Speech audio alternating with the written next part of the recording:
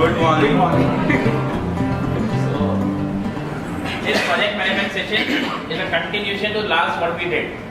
Contents are definitely different, but it's continuation to that only. So last session, how many people attended? How many people have tried to do something out of it? None. Trust me, it will not happen overnight. Somebody needs to push it through. So today's focus of this session. So yes, last time what we discussed was there were areas, different areas of project management. 47 processes were there. Okay, out of which today I am trying to concentrate on two key critical processes. One is scope definition and other is time management.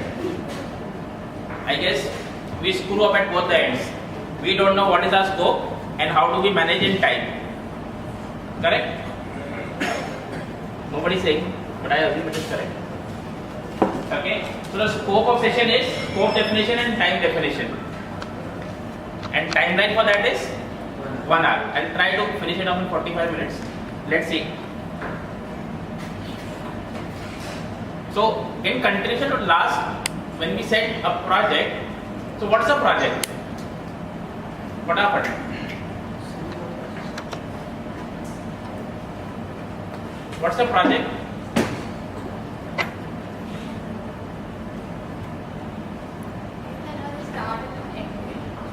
Start and end it to train travel also the start and end time.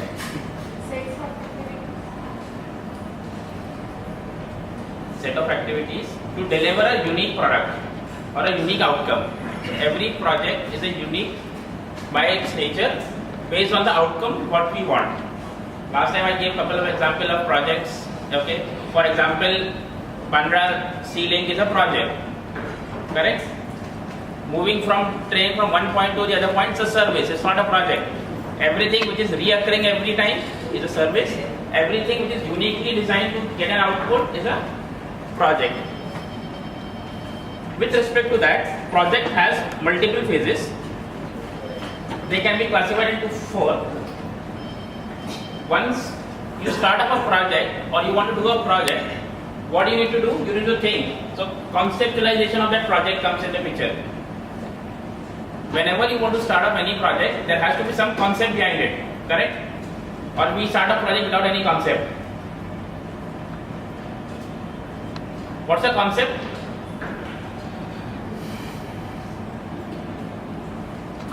Few examples from your daily projects, whatever you are doing right now.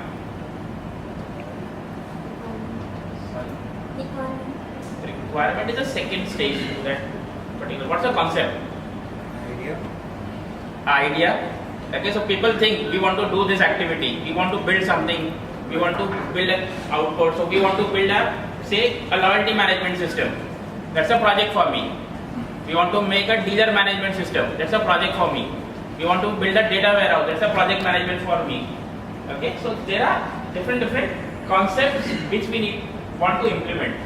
So once we conceptualize a particular idea, okay, at that very point, we need to have few things in hand so as that concept can be translated into a project scope. Every time there is a concept, somebody might think of something, but somebody has to implement it. To implement that, what we need is set of documentation, set of predefined criteria. So essentially what we get after a concept is a scope of work, which we normally term as SOW. What we get is scope of work. We get requirement specifications. For example, I need to build a loyalty management system. So I'll get requirements, who are going to be my customers, how the loyalty engine will work, how the points will be redeemed, how customers can view their points and all these things. So these are all requirement specifications. Without requirement specifications and SOW, your project cannot start. How many people start your project with clear requirement specifications? Most of the projects. what is the percentage of requirements which we get from the client? It is 100% requirement, we get it 80%, 75%, 50%, how much? 30%. 50%. It's a good way to start? No. Then why we start? That's a debatable thing. Okay. Once the requirement specification is done, then what we need to do? We need to sign a contract. Okay. You need to sign a contract. The person who is giving you the project and the person who is doing that project. That after 6 months I'll deliver you this with this much cost involved. Okay. Then the development happens. In the development phase, what happens? We need to have project plan in place. We need to execute that project plan as per project plan. We need to track that whether the activities are happening on time or not. And then we need to do closure to that project at some given point of time. It cannot happen, a project is started but it doesn't have an end date. Does it happen? Other than Indian government projects, all the other projects have a start date and an end date. Without an end date, a project will be an ongoing activity. Trust me, it will not be financially good for either of the parties. Once the project has started, that project gets into an operations mode. We need to maintain it. For example, Access team has implemented Eureka.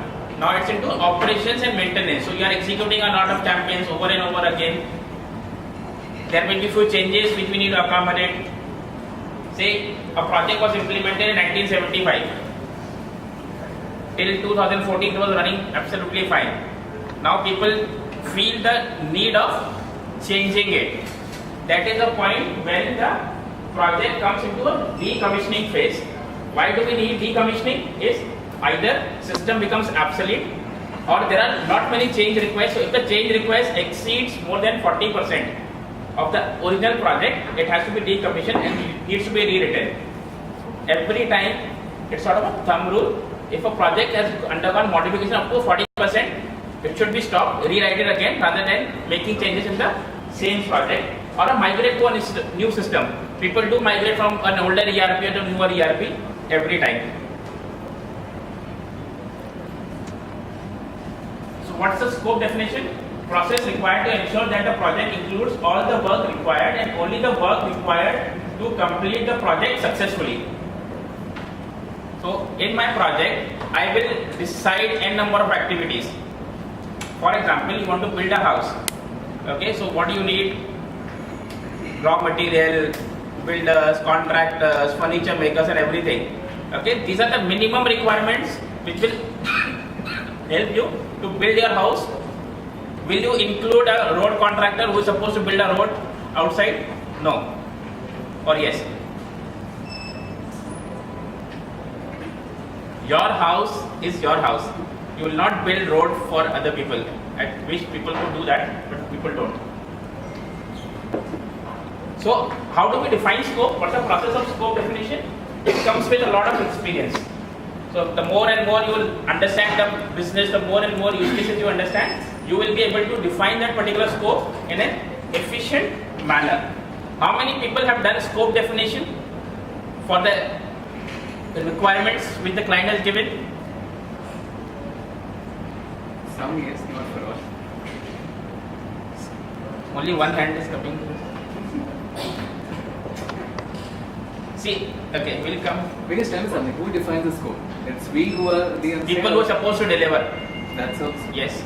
Obviously, a person who wants to build, he will ask for the entire universe. Will you be able to provide him? Tata Sky is one example.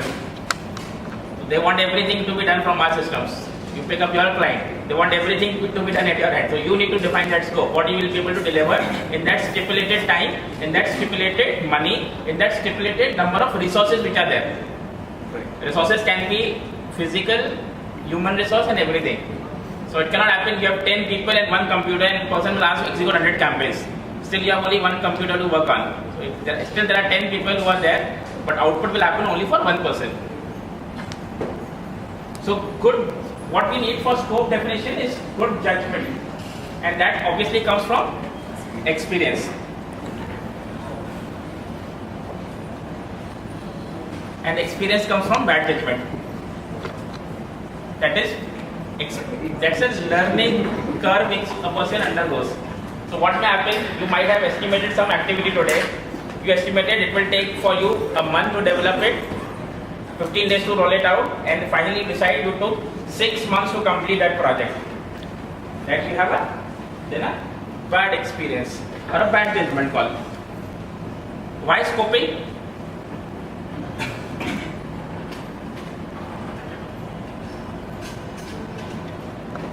So this is a large implementation. Why do we need scoping?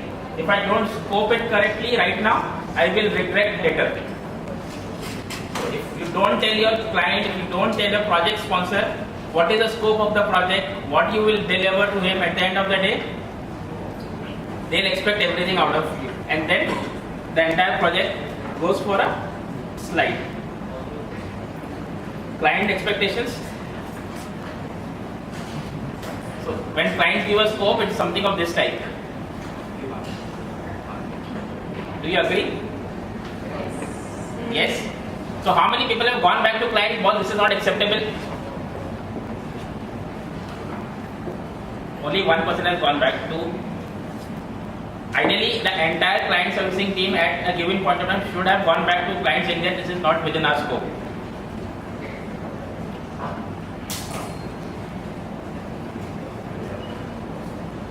So, to every scope, if you increase the scope, there is a constraint associated to the scope definition. There is time constraint, there is cost constraint, there is resource constraint. If the project scope increases, what inevitably you will land up into? Spending more time, spending more cost, or spending more resources. Okay, and obviously once you increase the timeline, cost or resource expense, the project goes into a negative. So you are getting X amount to execute a project. Because of all these changes which are invested, this goes for a toss. This question is specifically to the client servicing team. The other side should be aware of it. How many type of contracts are there? Answer please. How many client servicing people are there? Only Mahindra. Jitendra, so please. How many type of contracts are there? Or what are different contracts are there in general?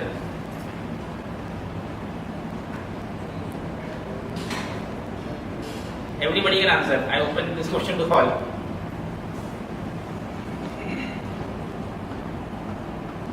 Please answer.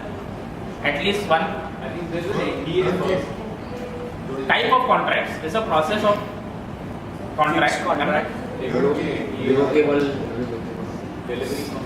So fixed price or lump sum. So the first elementary mistake which we do is term at fixed cost.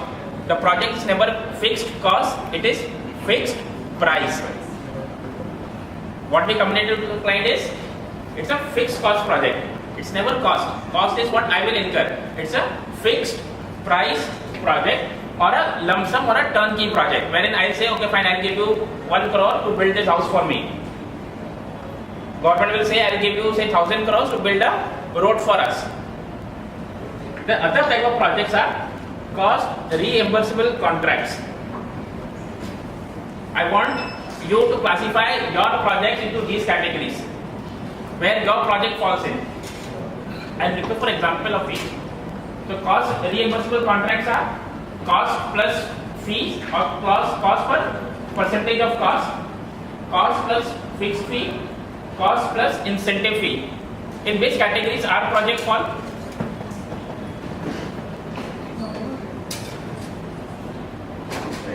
Sorry?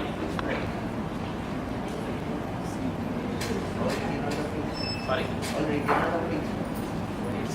So project is retainer is operational. No, ours project is fixed. What 2 month pilot project is the price is fixed. Pilot project will be a fixed project. So few of the cases will be a fixed project. Retainer is a cost plus fixed fee. So you have a setup cost, one time setup cost, and then you have a monthly retainer to it. It's a fixed fee. What do you mean by incentive fee? I'll come to that. Cost the retainer you're talking about or for every project? Every project. So in which category your projects normally fall?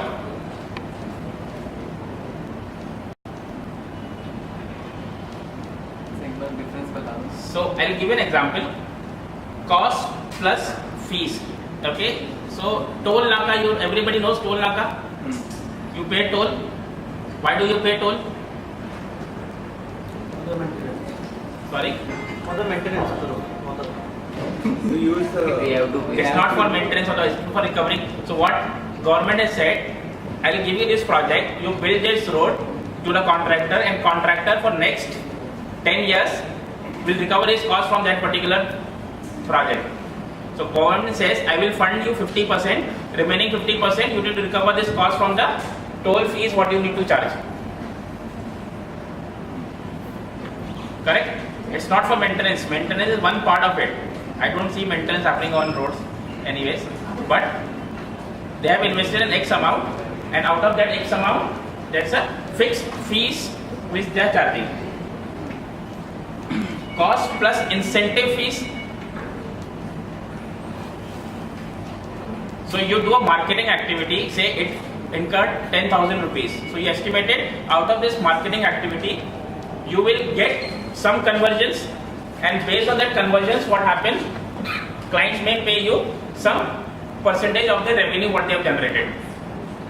It can be both positive and negative. Incentive fees can be both positive and negative. So either client will say, boss, I will commit to him after my activity, at least you will get 100 inquiries. He said, I have got only 50 inquiries, so I will reduce your cost, whatever you have incurred for that particular activity. And the last contract is time and material. Time and material contracts are basically I commit to them, I have 5 people for you working, and they'll be working on a project within that time. So 9 to 6, these 5 people will be there for you to work with a specified skill set.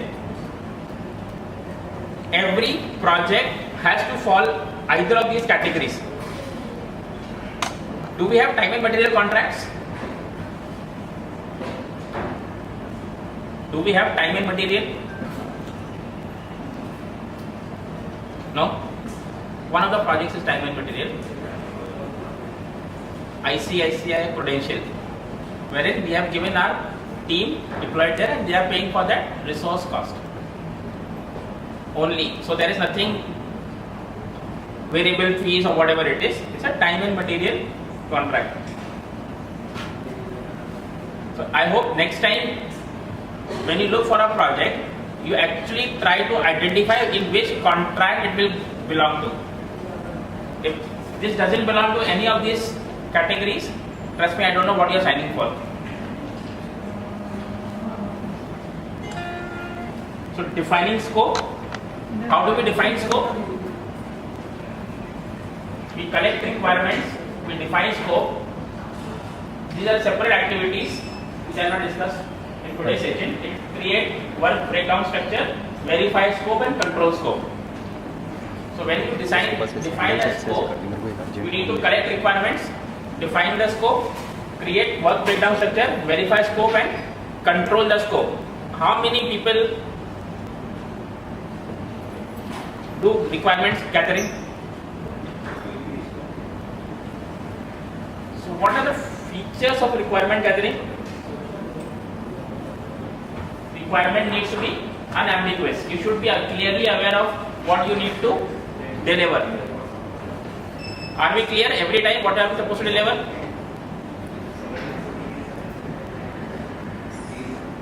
Percentage? Yes, no. How much percentage we are sure we want to deliver this? How much percentage we are not sure we are going to deliver this? Okay. One number has come 60%. How many other people? Please. Okay. It should be measurable. So at the end of the requirements, you should be able to tell them what you have delivered. So what I have delivered you is I have executed 100 campaigns. Correct? I have built a 100 feet road. I am building a 16-story building. Isn't it? There has to be some measure of that completion of that project. Without that completion, the measure of that completion of that project, your project will never close. testable, complete, consistent, and acceptable to key holders. Correct? So what you have defined as a process, what you have defined as a requirement, you need to get a sign off from your client. We follow this process at many places. At many places we don't follow this process. But getting sign off from your stakeholders is very critical. This is what normally we land up into. So how customer explained, how project leader understood, how analyst designed it, how the programmer wrote it, how the business consultant described it, how the project was documented. This is absolutely applicable to us. What operations installed, how customers was built, how it was supported, and what actually customers required.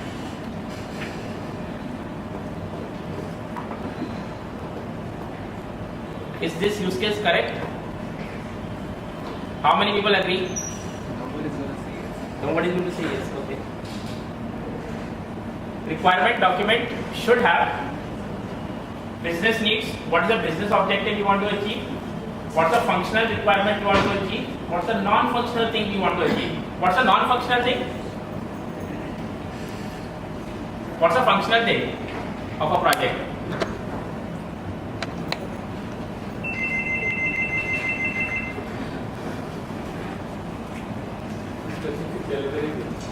Functional thing, what is the deliverable? Let's say it's a loyalty, that's a functional deliverable. If it is about a Points calculation is a functional deliverable. Customer accession is a functional deliverable. Customer receiving communication is a functional deliverable. What's a non-functional deliverable? The user interface. No, it's a functional Even that is deliverable. Yes. Non-functional deliverable would be the system can be accessed by 5,000 people at one time, concurrent. It should be able to hold data for 10 years. It's a non-functional requirement. It's more of a technical specification requirement. So if I build a road and if I give a requirement, it should connect from point A to point B. The functional requirement would be there should be at least 1,000 cars which are getting passed. Okay. Non-functional would be it should be solid enough to hold that particular load. Acceptance criteria. What's an acceptance criteria? When does client give you sign off? minimum requirement. That becomes your acceptance criteria. So in campaigns, what's an acceptance criteria? When you design campaign, what's an acceptance criteria?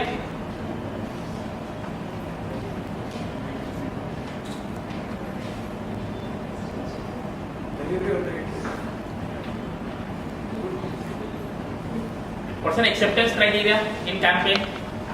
Should get Going executed on on time. time. Timeliness is one thing. What's an accept? Okay, timeliness is one. Yes. Right audience. Right audience. Yes. Right communication. Right communication. Right communication. Yes. Obviously, you cannot send a Happy New Year on Diwali or a Happy Anniversary on birthday. Okay. So there is an acceptance criteria, and you need to document assumptions and criteria. So assume word is a very critical word in project management. If you split assume, it says making S out of U and B.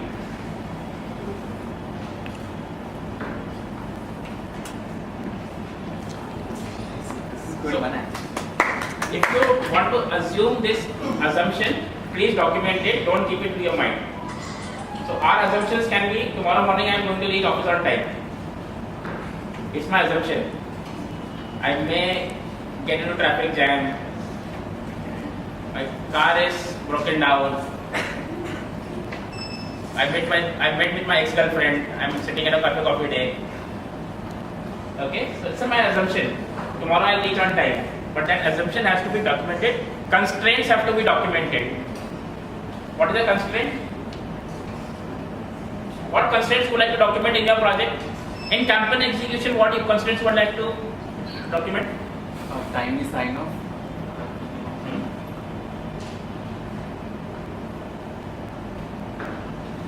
First family sign off, nothing else.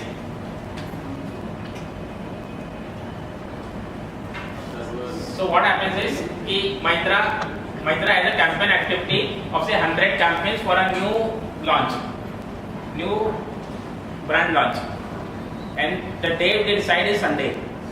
I need to ensure that somebody should be available on Sunday.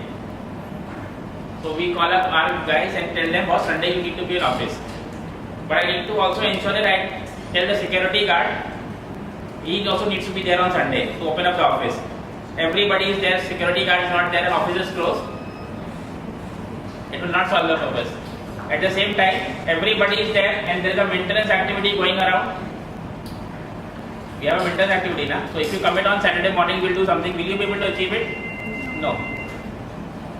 There can be n number of other constraints, resource constraints, infrastructure constraints. We need to document all those constraints.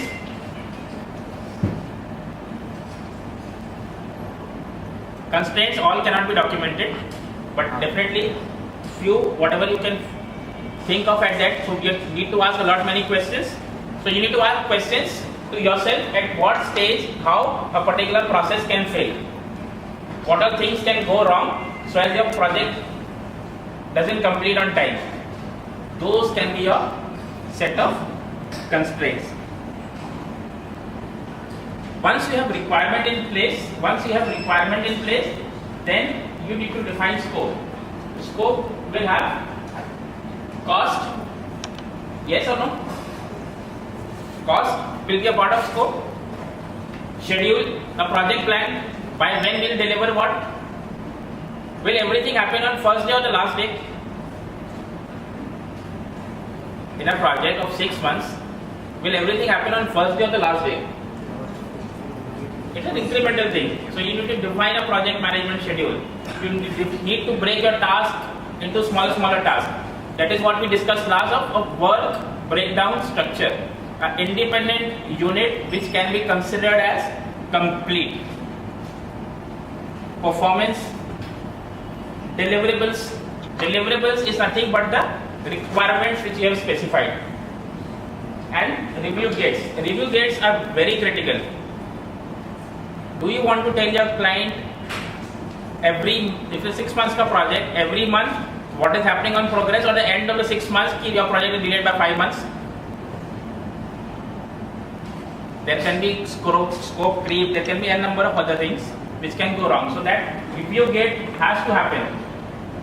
Develop a project management plan, establish a work breakdown structure, create a scope baseline. Are you guys getting it what I'm trying to say?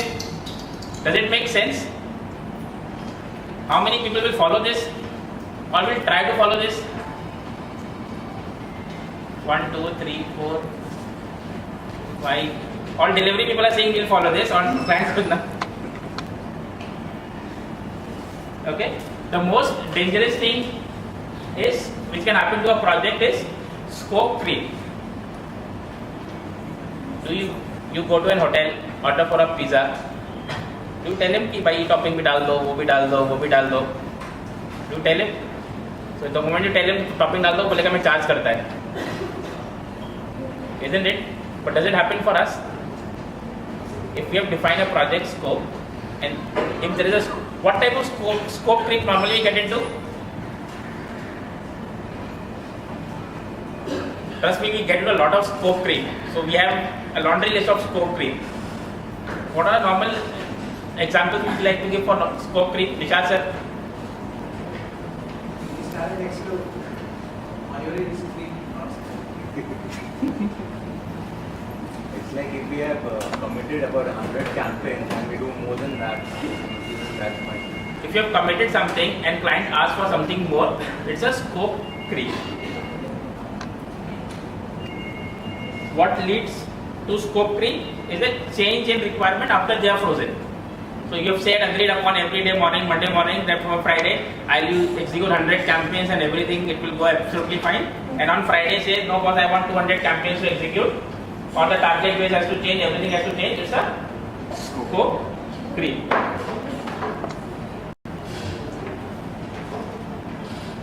Software from our specifications are easy if both are frozen.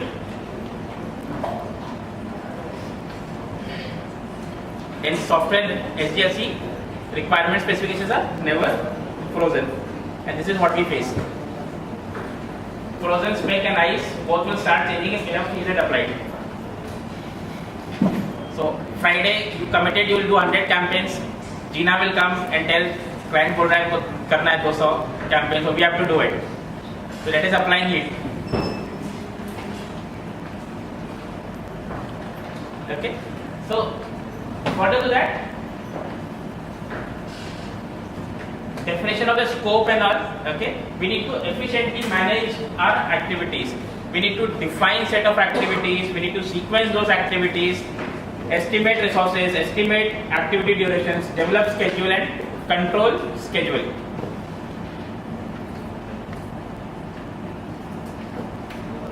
In time management, how do you commit a timeline to a client?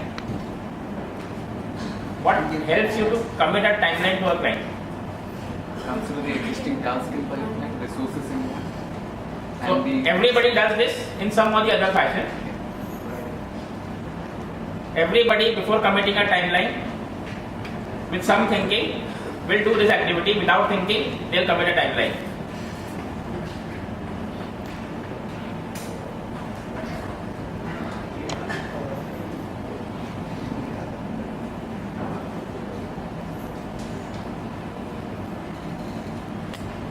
So in every software project, this is normally what we face. The first 99% of the tasks are completed in 99% of time. The remaining 1% takes another 99%. Do you agree? You need not agree, but it's a fact. Okay. So what's an activity duration? It's a minimum period which is required to complete a particular task. To give a timeline, there is a scientific method. We don't give timelines based on our assumption. So this is what we do. It's a very basic technique of estimation PERT, program evaluation and review technique. So what PERT estimates is optimistic plus 4 most likely plus pessimistic divided by 6. So if you feel like a particular activity can be done in 10 days, worst come worst, it will take 20 days. Earliest possible it is 6 days. You take a mean of that. That should be your timeline.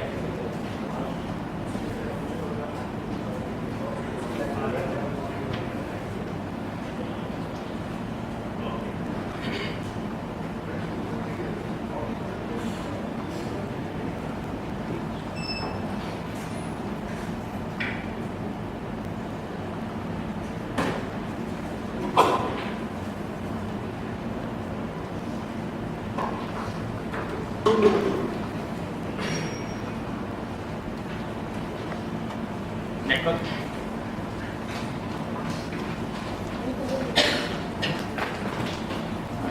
PERT estimation. I have no idea. So there is a template for that PERT estimation in which you can list down the activities and it will automatically calculate the number of hours which are required for that particular activity to happen. Okay. That template can be handy for you all to roughly estimate how much time is it going to take for those activities.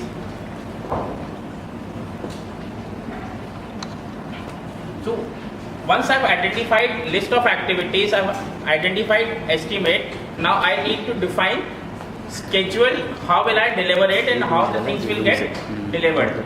The list of activities which we can do, what I am trying to communicate right now is critical path method. You might have heard of this term quite a lot, critical path. What is critical path? Has everybody heard of this term, critical path? Critical path to office? No? So critical path is an activity in which what we do, we design the network diagram for a particular activity, set of activities which will help us to close that project. For example, there is an activity A, B, C, D, E, F, G, H. C will get done only after A, D will get only after B, E will get पर after इसने D, ये वाला F, use किया F will get focus after के लिए E, यहाँ पे F. Tap कर दो G and H will get after ED. So we try to define a network diagram out of it. अब जैसे बड़ा है तो थोड़े So, देर तक रखो the moment the project starts, and duration is man days, man months, whatever unit want to take. The project starts. So what do you feel like? Which is an independent activity? पंगा है How many activities are independent?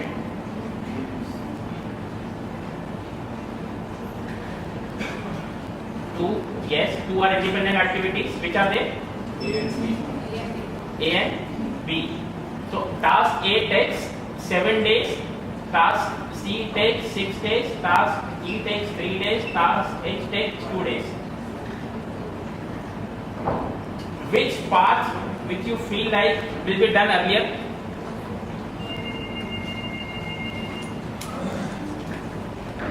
Which part of activities which will completed earlier? Which will get completed earlier? Start. From start to finish. Sorry. B, D, E, H. So what's my critical path?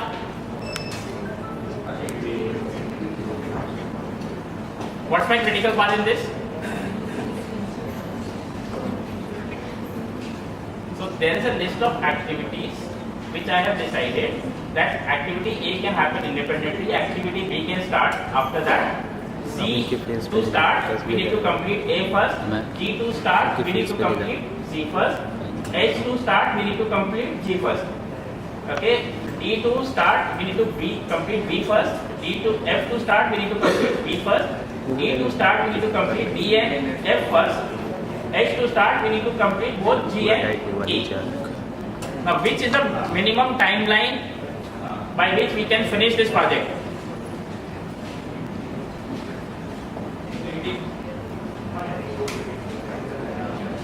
Sorry? 80. Which part? Because for H to complete both G and E has to be For H to complete both G and E needs to happen. Everybody agrees that 18 is the minimum time. So the critical part for this is A, C, G, H. A, C, G, H. This is the minimum time required to complete your start to end. Anything earlier cannot be done. So if you complete say B, D, E, F also, still H will not get completed because G has yet to be completed. Correct? We should use this not for at least detail one but at least macro level. We should have this critical path diagram in front of us before we commit timelines. So what happens? We commit timelines based on B, C, D, E, H and remaining we ask for please kar do.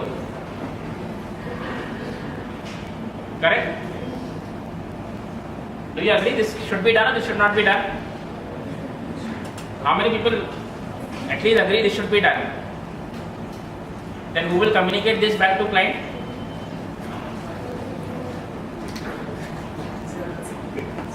Okay, this should be done, I guess.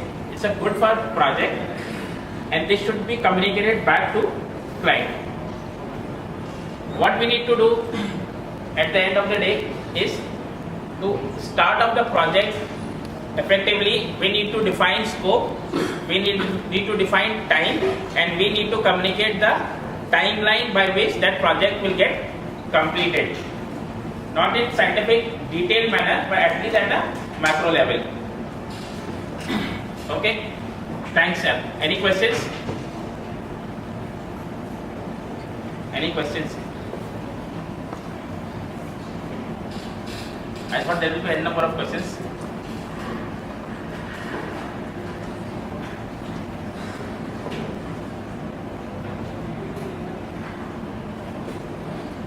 Does it make sense? Is the session useful? How it will be implemented, it's Now we need to decide. If you want any help in how do we create critical path, in how do we define scope, in how do we define timelines per template, come to me, I'll help you out, at least identifying those. But I feel like we should follow this. Okay? Thanks, sir.